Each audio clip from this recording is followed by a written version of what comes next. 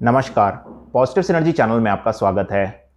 Bank FDs में क्योंकि आज बहुत कम ब्याज मिलता है, ऐसे में बहुत से लोग कॉर्पोरेट एफडीज में निवेश करते हैं ज़्यादा इंटरेस्ट प्राप्त करने के लिए।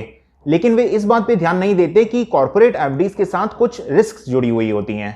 तो आइए आज इनके ऊपर बात करते हैं। कॉर्पोरेट्स अपनी पैसे की रिक्वायरमेंट को पूरा करने के लिए अलग अलग सोर्सेज से पैसा जुटाते हैं और कॉर्पोरेट एफडी भी इसी में से एक है। इसमें कॉर्पोरेट्स लोगों से पैसा लेते हैं और उसके बदले में उनको इंटरेस्ट देते हैं। कंपनियां निवेशकों को अपनी ओर आकर्षित करने के लिए बैंक से कुछ प्रतिशत ज्यादा ब्याज ऑफर करती हैं। पिछले कुछ सालों में छोटे निवेशकों ने लगभग 1 लाख करोड़ रुपए कॉर्पोरेट एफडीज में निवेश किए हैं और यह पैसा भी लंबे समय के लिए निवेश किया गया है, यानी 3 से लेकर 5 साल तक। तो ऐसे में आज की स्थिति में भी एक अनुमान के हिसाब से लगभग 70 से 80 हजार करोड़ रुपए छोटे निवेशकों के कॉर्पोरेट एफडीज में लगे हुए हैं। एक सामान्य सा प्रिंसिपल है कि जहां पर रिस्क ज्यादा होगी वहां पर रिटर्न भी ज्यादा होगा और जहां पर रिस्क कम होगी वहां पर रिटर्न भी कम होगा। अब हम लोग बैंक्स में एफडी इसलिए करते हैं क्योंकि हम अपने पैसे को सुरक्षित रखना चाहते हैं, क्योंकि पैसे को ज्यादा रिटर्न प्राप्त करने के लिए तो आप शेयर मार्केट या स्टॉक्स में भी निवेश कर सकते हैं, लेकिन आपका एफडी करने का मुख्य लक्ष्य यह होता है कि आपके पैसे को सुरक्षित रखना। वहीं इस पैसे को कॉर्पोरेट एफडीज में निवेश करने में बैंकों की तुलना में कहीं ज्यादा रिस्क इन्वॉल्व होती है। सबसे पहली रिस्क तो यह है कि जहां बैंकों में आपकी 5 लाख रुपए तक की अमाउंट इंश्योर्ड होती है, वहीं कॉर्पोरेट एफडीज में जो अमाउंट इंश्योर्ड है वह सिर्फ 20,000 रुपए है। ज्यादा रिस्क का दूसरा कारण यह है कि बैंकों के पीछे तो आरबीआई का भरोसा होता है और आरबीआई बैंकों को डूबने नहीं देता। वह किसी भी तरह से निवेशकों के हितों की रक्षा करता है। वहीं दूसरी ओर अगर आप किसी कंपनी में एफडी करते हैं तो उस कंपनी की अगर आर्थिक स्थिति खराब हो जाए या फिर कंपनी डिफॉल्ट कर दे तो ऐसे में निवेशकों का पैसा डूबने की संभावना बनी रहती है। कंपनीज की एफडी में निवेश करने में सबसे बड़ी समस्या यह है कि छोटा निवेशक बिना सोचे समझे सबसे ज्यादा रिटर्न देने वाली कंपनी की एफडी में निवेश कर देता है। ज्यादा रिटर्न कंपनी तभी देती है जब उसके लिए कम रिटर्न पे पैसा इकट्ठा करना आसानी से संभव नहीं है। तो ऐसे में अगर आपको कोई कंपनी ज्यादा रिटर्न दे रही है तो वहां पर रिस्क भी उतनी ज्यादा है। छोटा निवेशक यही गलती करता है कि वह सारी कंपनीज को एक ही तरह से देखता है। उसे लगता है सारी कंपनीज एक ही हैं, जबकि असलियत यह है कि कंपनीज को क्रेडिट रेटिंग एजेंसीज के द्वारा रेटिंग दी जाती है, जिसमें AAA रेटिंग सबसे अच्छी रेटिंग मानी जाती है।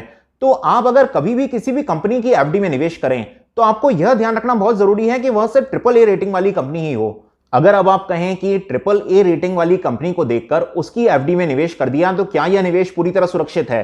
तो जी नहीं, ऐसा भी नहीं है। ऐसा इसलिए नहीं है क्योंकि जो रेटिंग एजेंसीज हैं जो इन कंपनीज को रेटिंग देती हैं, उनकी विश्वसनीयता भी हाल के कुछ जो इंसिडेंट्स हुए हैं उसके बाद संदेह के घेरे में आ गई है। इसको समझने के लिए हम उदाहरण ले सकते हैं डीएचएफएल का।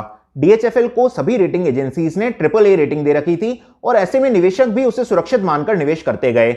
लेकिन इन रेटिंग एजेंसीज ने भी डीएचएफएल की खराब होती आर्थिक स्थिति के ऊपर ध्यान नहीं दिया और इसकी रेटिंग को कम नहीं किया। इसको कम तब किया जब वह सारी की सारी समस्याएं उसकी खुलकर सबके सामने आ गईं। ऐसे में इन्होंने अचानक इसको AAA रेटिंग से जंक रेटिंग में डाल दिया। अब निवेशकों के पास संभलने का मौका भी नहीं मिला क्योंकि यह सब इतना तेजी से हुआ कि निवेशक उसमें से अपना पैसा निकाल ही नहीं पाए। आज की स्थिति में भी लगभग 55,000 निवेशकों के 5,000 करोड़ रुपए डीएचएफएल में एफडी के रूप में फंसे हुए हैं। ऐसे में अगर आप सिर्फ AAA रेटिंग देखकर ही किसी कंपनी में निवेश करते हैं तो यह नहीं कहा जा सकता कि वह बहुत सुरक्षित निवेश है। पिछले कुछ समय में डीएचएफएल के साथ ही कुछ अन्य बड़े कॉर्पोरेट्स जैसे जेपी एसोसिएट्स, यूनिटेक, नीसा लेजर आदि ने भी डिफॉल्ट किया है, जिससे छोटे निवेशकों को बहुत नुकसान हुआ है। इससे बहुत से निवेशक तो यह बात समझ गए हैं कि ज्यादा रिटर्न के लालच में उन्हें नुकसान हो सकता है। वर्तमान में कोरोना महामारी के बीच आज बहुत सी कंपनीज आर्थिक संकट से जूझ रही हैं। ऐसे में अनेक निवेशक ऐसे हैं जो फिक्स डिपॉजिट के ऊपर कोई भी रिस्क लेना नहीं चाहते। तो ऐसे निवेशकों को कंपनी की एफडी से फिलहाल दूर ही रहना चाहिए। तो फिर कॉर्पोरेट एफडीज में निवेश किसको करना चाहिए और किसमें करना चाहिए?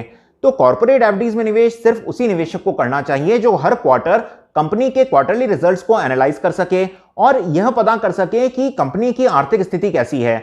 अगर उसकी आर्थिक स्थिति खराब होती हुई नजर आती है तो तुरंत उसे उस एफडी में से बाहर निकल जाना चाहिए। इसके बाद जब भी आप किसी कंपनी की एफडी में निवेश करें तो उसे बहुत कम समय के लिए करें और लंबे समय के लिए कंपनी की एफडीज में निवेश ना करें।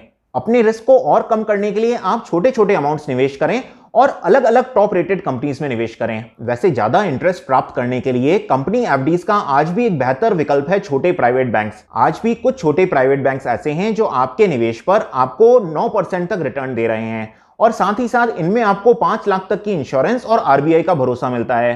ऐसे में आप कंपनी एफडीज की जगह इन छोटे प्राइवेट बैंक्स में निवेश कर सकते हैं, लेकिन इनमें निवेश करते समय भी एक बात ध्यान रखें कि आप अपने निवेश को किसी भी एक प्राइवेट बैंक में 5 लाख रुपए तक सीमित रखें ताकि आपका निवेश पूरी तरह सुरक्षित रहे। धन्यवाद।